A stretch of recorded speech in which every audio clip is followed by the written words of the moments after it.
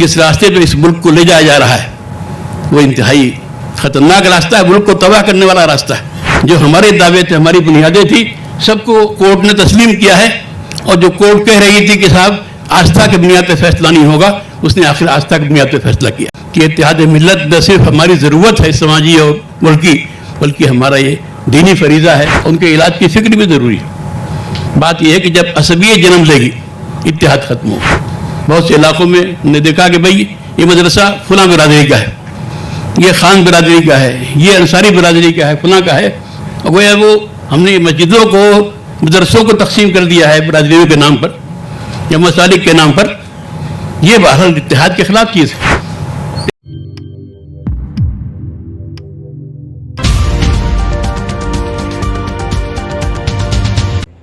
अस्सलामु अलैकुम, आदाब दोस्तों, मैं हूं शम्स सईद और आप देख रहे हैं न्यूज़ हर खबर आप तक। जो मुख्तलिफ गोशे हैं उस पर गुफ्तगू होनी चाहिए।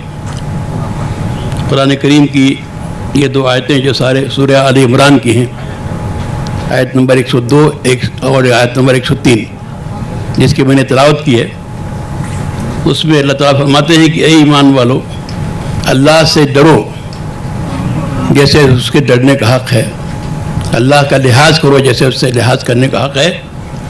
और देखो, ख्याल रखो तुम इस्लाम की हालत ही में मरो, तुम्हारी मौत ईमान पर होनी चाहिए, इसका ख्याल रखो, इसकी कोशिश करो। उसके बाद फरमाया जा रहा है कि अल्लाह की रस्सी को सब मिलजुल कर मजबूती के साथ पकड़ो और ग्रोहों में बंट ना जाओ, तुम्हें तफरका ना पैदा हो जाए। और अल्लाह की इस नेमत को याद करो जब तुम आपस में दुश्मन थे, कबीले का दुश्मन था, जंगें होती थी, तुम दुश्मन थे, अल्लाह ने तुम्हारे दिलों के दरमियान उल्फत पैदा फरमाई और उसकी इस नेमत की वजह से तुम भाई भाई हो गए, तुम्हें मोहब्बत पैदा हो गई ईमान की बुनियाद पर। और तुम लोग जहन्नम के गड्ढे के किनारे खड़े थे, तुमको अल्लाह ने उससे निकाला। ऐसी अल्लाह ताला तुमको अपनी निशानियाँ बयान फरमाता आए थे ताकि तुम सही रास्ते पर रहो। तो इत्तेहाद मिल्लत, कलमे की बुनियाद पर इस मिल्लत का इत्तेहाद न सिर्फ एक वक्ती ज़रूरत है, समाजी ज़रूरत है, बल्कि दीनी फरीज़ा है। ये दीनी फरीज़ा है। इस फरीज़े को समझना और उम्मत के नौजवानों को, लड़कों लड़कियों को, उलमा को, दानिश्वरों को इसके जो मुख्तलिफ पहलू हैं उस पर रोशनी डालना, मुज़ाकरा करते रहना, ये बहुत बड़ा अहम काम है। अभी आपके सामने बड़ी अच्छी गुफ्तगूएँ हुई हैं।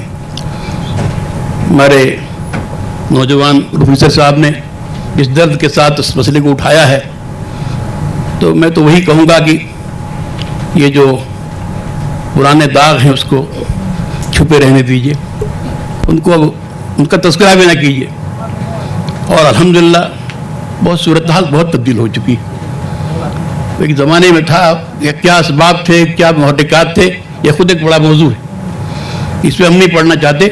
कि अल्लाह का करम है कि अल्लाह ने हमारे इस मुल्क में ख़ास तौर से जो माहौल पैदा किया है कि मुख्तलिफ मसालिक के उलमा, आले दानिश, मुख्तलिफ तबक़े जिस तरह से एक साथ बैठते हैं, आपस में तबादले ख्याल करते हैं, कि अल्लाह की बहुत बड़ी नेमत है। मुझे इसका एहसास जब बाहर में जाता हूँ मुस्लिम मुल्कों में, तो वहाँ लोग तज़किरा करते हैं कि अल्लाह की बड़ी नेमत है आपके इस मुल्क में कि सारे मुसलमान किसी मसलक के हों, एक साथ बैठते हैं, मुज़ाकरा करते हैं। चाहे India Muslim personal law board का स्टेज हो, चाहे मशवरत का हो, चाहे मिली कौंसिल का हो। तो मुझे याद आ रहा है, मौलाना यासीन साहब फरमाएंगे कि इत्तेहाद मिल्लत के मौजू पर मिली कौंसिल ने एक गोया उलमा को जमा करके और एक मंशूर तैयार किया, जिसका आप जिक्र कर रहे थे जो अम्मान का जो है, उसी तरह का एक मंशूर तैयार किया। उसमें उलमा ही ने इसको तैयार किया, शिया उलमा भी थे और उलमा देवबंद भी थे, उलमा अहले सुन्नत भी, सारे हजरात थे।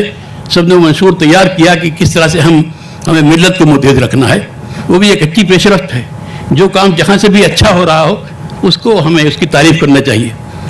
ये नहीं कि भाई अलग तंजीमें हैं, अलग अलग काम कर रही हैं, तो अलग तंजीमें तो रहेंगी, अलग अलग काम होंगे, लेकिन अगर आपस में ताउन हो और बाहम इश्तराक अमल हो तो इंशाअल्लाह तंजीमें अलग अलग होने के बावजूद भी आपस में अगर एतमाद है, एक साथ हम बैठते हैं, तबादले ख्याल करते हैं, एक दूसरे के तजर्बात से फ़ायदा उठाते हैं, उससे बहुत बड़ा फ़ायदा होगा इंशाअल्लाह। तो ये जो मौजू हमारे सामने इत्तेहाद मिल्लत का है, इसका बार बार इआदा, इसका तज़किरा اور یہ بات دلوں میں پیدا کرنا کہ اتحاد ملت نہ صرف ہماری ضرورت ہے سماجی اور ملکی، بلکہ ہمارا یہ دینی فریضہ ہے.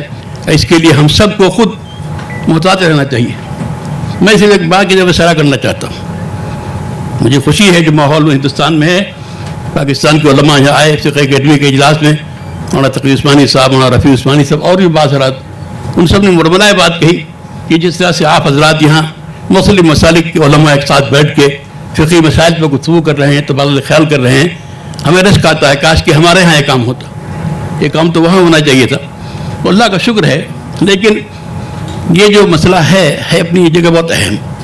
بیماریاں کچھ ہیں، ان سے واقف بھی ہونا ضروری ہے، ان کے علاج کی فکر بھی ضروری ہے. بات یہ ہے کہ جب عصبیت جنم لے گی اتحاد ختم ہوگا. عصبیت عقیدے کی ہو، عصبیت علاقے کی ہو، عصبیت سیاسی ہو، عصبیت یہ گویا وہ مرض ہے جو اتحاد کو ختم کرتا ہے. اور یہ عصبیتیں ہمارے یہاں ہیں، ہمیں اس کا اعتراف کرنا چاہیے. اگر ہم اس کا اعتراف نہیں کریں گے تو اس کو ختم کرنے کی ہم صحیح بھی نہیں کریں گے. یہ عصبیتیں برادریوں کی بھی ہوتی. بہت سے علاقوں میں ہم نے دیکھا کہ بھائی یہ مدرسہ فلاں برادری کا ہے، یہ خان برادری کا ہے، یہ انصاری برادری کا ہے، فلاں کا ہے. اور گویا وہ ہم نے مسجدوں کو، مدرسوں کو تقسیم کر دیا ہے برادریوں کے نام پر یا مسالک کے نام پر. یہ بہرحال اتحاد کے خلاف چیز ہے. مسجدیں، مدرسے ظاہر ہے کہ یہ دین کی تعلیم کے لیے ہیں، یہ اتحاد کے مراکز ہیں.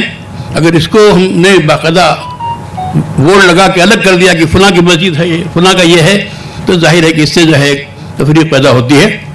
اور میں تو آگے بڑھ کے کہتا ہوں یہ جو نسبتیں ہماری ہیں اداروں کی، سوشل میڈیا میں دیکھتا ہوں قاسمی، ندوی، ابھی دونوں ایک مسلک کے ہو، لیکن ندوی قاسمی بھی تنقید کر رہا ہے دیوبند پر، دیوبند کا فاضل ہے ندوی تنقید کر. اگر یہ عصبیتیں، یہ نسبتیں عصبیت پیدا کرتی ہیں، یہ بھی عصبیتیں جاہلیہ ہیں.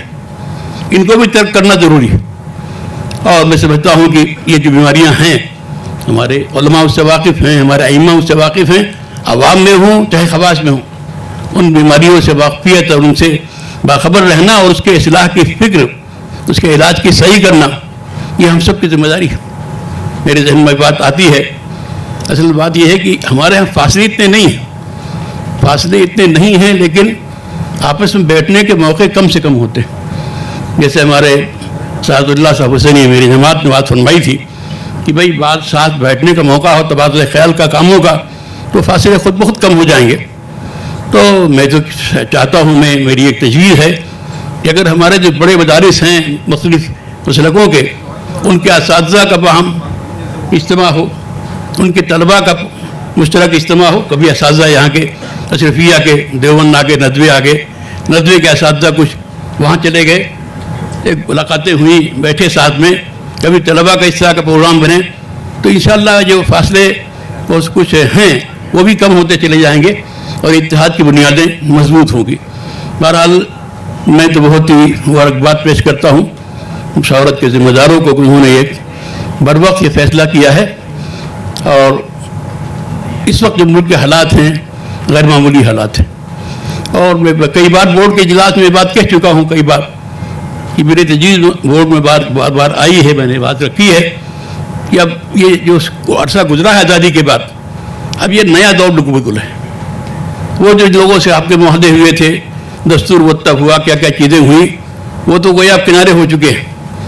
اب وہ طبقہ جو اس وقت اقتدار میں ہے، یہ وہ ہے جو اس دستور کا قائل نہیں ہے. وہ تو اس جنگ آزادی میں شریک بھی نہیں تھا. ان کا الگ ہی نقطہ نظر ہے، ان کا الگ ہی فارمولہ ہے. 100 سال سے محنت کرتے کرتے کرتے وہ یہاں تک پہنچے. تو اگر ان کا مقابلہ کرنا ہو ضروری ہے تو آپ کو بھی مستقل جدوجہد کرنی پڑے گی. ایک میٹنگ سے، ایک جلسے سے، چند چھوٹے چھوٹے جلسوں سے کام نہیں چلنے والا ہے، بلکہ مستقل آپ جب پلاننگ کر کے سیاست کے میدان میں، تعلیم کے میدان میں، اقتصادیات کے میدان میں کیا کیا چیزیں ہمیں کرنی چاہیے، تبدیلی کیا آئی ہے، کس بڑے پیمانے پہ آئی ہے، اور ان تبدیلیوں کے نتیجے میں ہماری پالیسی کیا ہونی چاہیے، ہمیں کیا کیا کام کرنے چاہیے. مسلمانوں کو کن کاموں کی ضرورت ہے، غیر مسلموں کو کن کاموں کی ضرورت ہے، سیاست میں، اقتصادیات میں، تعلیم میں، ہر میدان میں کن کاموں کی ضرورت ہے. جب تک کہ ہم بیٹھ کر کے اور میں سمجھتا ہوں کہ 2 روز تو جمع ہوئے ہی تمہید ہے. اس تمہید کے بعد لمبی محنت کرنی ہے کہ مختلف فیلڈ کے ماہرین کو، تعلیم کے ماہرین کو، سیاست کے ماہرین کو کہ ٹیم بنانی پڑے گی جو باقاعدہ جائزہ لے کر کے، دراسہ کر کے حالات کا اور کچھ ایسی تجویزیں سامنے لائیں جو اس وقت عمل آنا کا ضروری ہے. میں بہت ہی مبارکباد پیش کرتا ہوں کہ قدم اٹھایا گیا، اور اگر کہیں اور بھی اٹھایا جا رہا ہے تو کوئی آپس میں ٹکراؤ کی بات نہیں.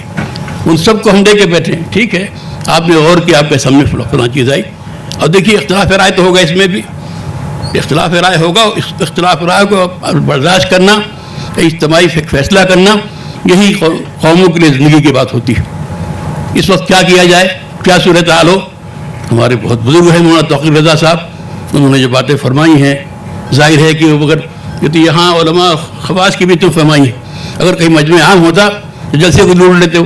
ایسی ایسی باتیں فرمائی ہیں ماشاء اللہ. لیکن ظاہر ہے کہ ایک رائے ہے، یہ اس پہ غور کریں ہم. لیکن اس رائے کے تعلق سے دوسری کوئی رائے ہو سکتی ہے. کون سے زیادہ فائدہ مند ہے، موجودہ حالات میں کیا چیز ہو سکتی ہے. ہم جو طوفان آ رہا ہے، آیا ہوا ہے، اس کا مقابلہ کس طرح سے کریں، اس کا کیا انداز ہوگا، اس پہ ظاہر ہے کہ تبادلہ خیال ہوگا، آپس میں گفتگو ہوگی. انشاءاللہ اس کے نتیجے میں جو چیز طے پائے گی اور کوئی لائحہ عمل سامنے آئے گا، وہ انشاءاللہ امت کے لیے اور اس ملک کے لیے مفید ہوگا. اور ہمیں اپنی یہ تصویر ضرور پیش کرنی ہے کہ ہم صرف مسلمانوں کے لیے نہیں سوچ رہے ہیں، ہم اس پورے ملک کے لیے سوچ رہے ہیں، پوری انسانیت کے لیے سوچ رہے ہیں. جس راستے پہ اس ملک کو لے جایا جا رہا ہے وہ انتہائی خطرناک راستہ ہے، ملک کو تباہ کرنے والا راستہ ہے. بابری مسجد کا ذکر آیا، ایک بات میں کہہ دوں، مجھے تلخ بات ہوگی، لیکن کہ ماضی میں اگر غلطیاں ہوئی بھی ہیں اس کو زیادہ ابھارنا اور اس پر گفتگو کرنا یہ مناسب نہیں ہوتا ہے. بابری مسجد کا قضیہ نیا قضیہ کے انداز کا تھا، کس طرح لوگوں نے اس کو کیا کیا، تو پوری تفصیل ہے، کچھ نہ کچھ میرے علم میں بھی ہے. اب اس مسئلے کو ہم کیسے کیا کریں. اس سے فائدہ ضرور ہوا کہ دنیا کے سامنے بات واضح ہو گئی کہ ہندوستان کی عدلیہ بھی آزاد نہیں ہے، منصفانہ عمل نہیں کر سکتی ہے، اس کے ہاتھ پیر بھی بڑھے ہوئے ہیں. الحمدللہ میں تو کہتا ہوں، انہوں نے خود فرمایا کہ اس مقدمے کو ہم جیت گئے ہیں. جو ہمارے دعوے تھے، ہماری بنیادیں تھیں، سب کو کورٹ نے تسلیم کیا ہے. اور جو کورٹ کہہ رہی تھی کہ صاحب آستھا کی بنیاد پہ فیصلہ نہیں ہوگا، اس نے آخر آستھا کی بنیاد پہ فیصلہ کیا ہے.